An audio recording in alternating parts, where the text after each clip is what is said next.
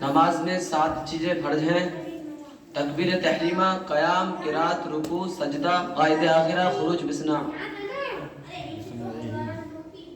بسنعی۔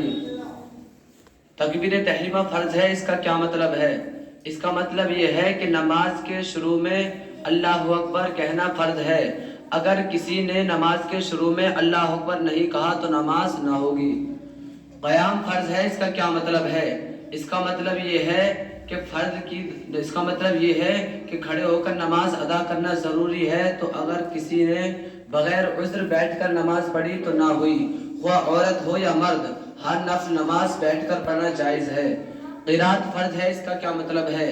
اس کا مطلب یہ ہے کہ فرض کی 2 رکعتوں میں اور وتر، سنت اور نفل کی ہر رکعتوں میں قرآن شریف پڑھنا ضروری ہے، تو اگر کسی نے ان میں قرآن نہ پڑھا تو نماز نہ ہوگی۔ قرآن مجید آہستہ پڑھنے کا ادنیٰ درجہ کیا ہے؟ آہستہ پڑھنے کا ادنیٰ درجہ یہ ہے کہ خود سنے۔ اگر اس قدر آہستہ پڑھا کہ خود نے نہ سنا تو نماز نہ ہوگی۔ رکوع کا ادنیٰ درجہ کیا ہے؟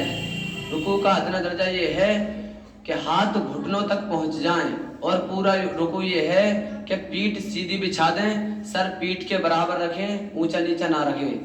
سجدے کی حقیقت کیا ہے؟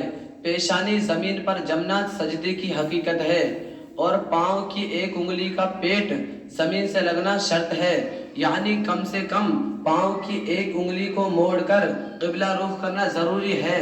تو اگر کسی نے اس قدر سجدہ کیا کہ دونوں پاؤں زمین سے اٹھے رہے تو نماز نہ ہوگی، بلکہ صرف انگلی کی نوک بھی زمین سے لگی رہی جب بھی نماز نہ ہوگی۔ کتنی انگلیوں کا پیٹ زمین سے لگنا واجب ہے؟ دونوں پاؤں کی 3 انگلیوں کا پیٹ زمین سے لگنا واجب ہے۔ قائد آخرہ کا مطلب کیا ہے؟ نماز کی رکعتیں پوری کرنے کے بعد التحیات و رسول تک پڑھنے کی مقدار بیٹھنا فرض ہے۔ خروج بسنعی کسے کہتے ہیں؟ قائد آخرہ کے بعد نماز کو توڑ دینے والا کوئی کام قصداً کرنے کو خروج بسنعی کہتے ہیں۔ سلام کے علاوہ کوئی دوسرا کام نماز کو توڑ دینے والا قصداً پایا گیا تو نماز کا دوبارہ پڑھنا واجب ہے۔ السلام علیکم۔